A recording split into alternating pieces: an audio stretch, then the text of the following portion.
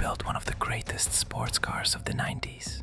Then spent 20 years destroying it. And at the very end, when there was nothing left to take away, they took the name, bolted it onto a front-wheel drive SUV, and called it the Eclipse. That's not a rebadge, that's a burial. The promise. This is the story of how a company built something genuinely dangerous, something that embarrassed Porsches at a fraction of the price, and then, decision by decision, meeting by meeting, quarter by quarter, chose to sand every sharp edge off it until nothing remained. By the end, you'll understand exactly why the original Eclipse GSX is now appreciating at auction, while the company that made it is fighting for relevance selling crossovers. It didn't have to be this way. The setup. The Eclipse didn't come from a single company's ambition. It came from a deal.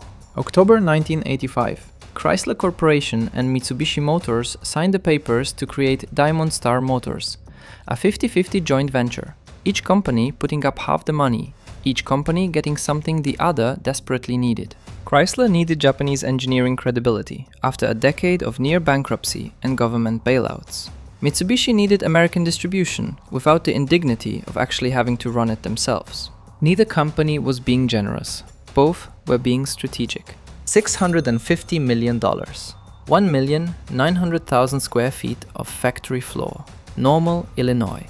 The name told you everything. Diamond from Mitsubishi's free diamond logo, Star from Chrysler's Pentastar, two logos stitched together. Not a marriage, a contract. From that arrangement came three cars, the Mitsubishi Eclipse, the Plymouth Laser, and the Eagle Talon. Three badges, one car, one factory. And from it, something neither company could have built alone. The conflict begins. The GSX was the version that mattered. Turbocharged 2-liter 16-valve DOHC 4G6 3T, 195 horsepower, all-wheel drive, a 5-speed manual, 0 to 60 in under 6 seconds, sub 15-second quarter mile. In 1989, for under $20,000. European sports cars at the time cost twice that and ran the same numbers. The Eclipse GSX didn't just compete with them, it embarrassed them in the parking lot and still had money left over for petrol.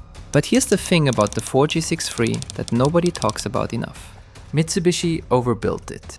The intake boards, the runners, crankshaft bearing journals, all engineered beyond what the factory tune required.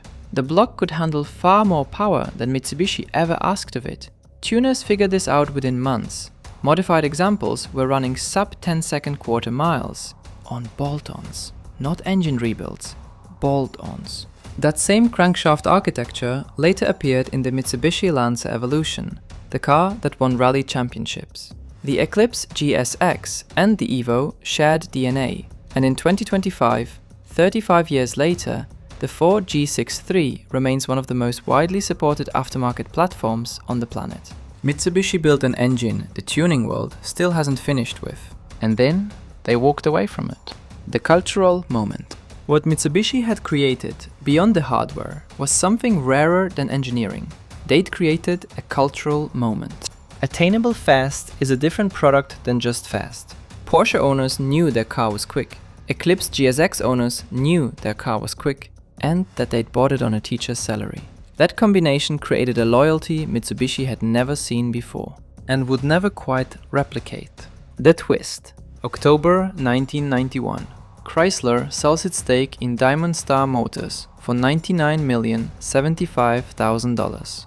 $99 million. The number that tells you exactly how cash desperate Chrysler was, and exactly how little they understood what they were giving up. Mitsubishi became the sole owner of the Normal plant.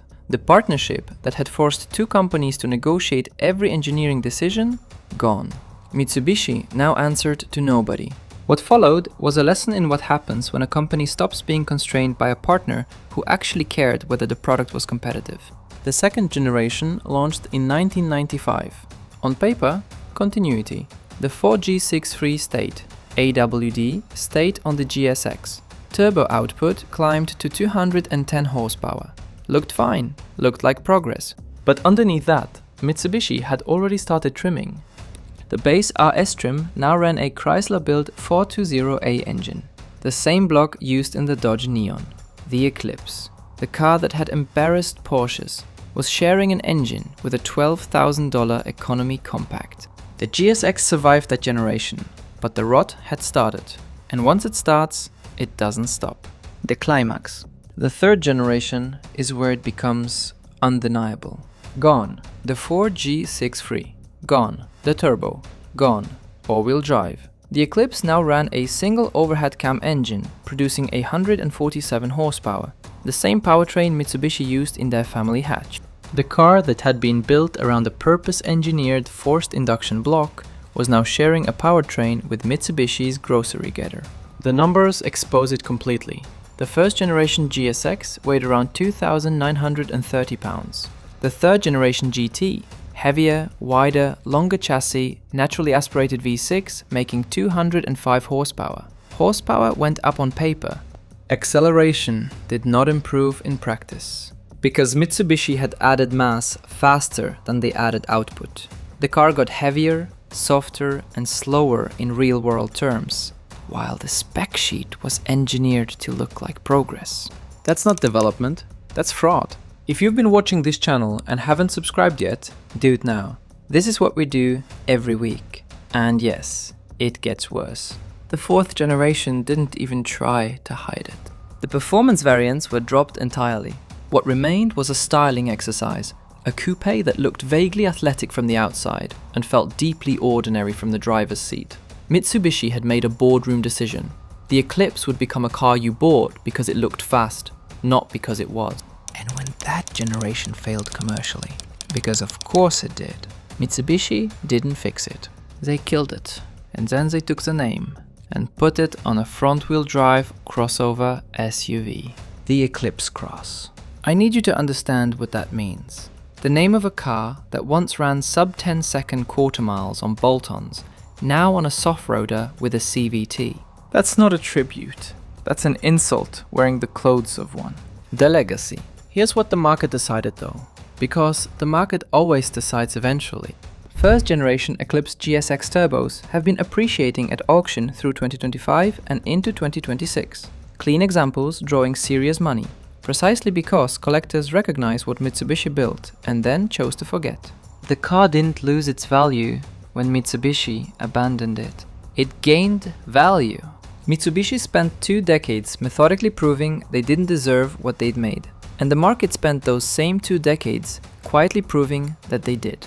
The 4G63 is still out there, in garages, on dyno sheets, in drag strips at 2 in the morning, 35 years old and still pulling sub-10 second passes. Mitsubishi stopped believing in it. The engine never got the memo. Subscribe and watch how Toyota did the exact opposite with the Supra.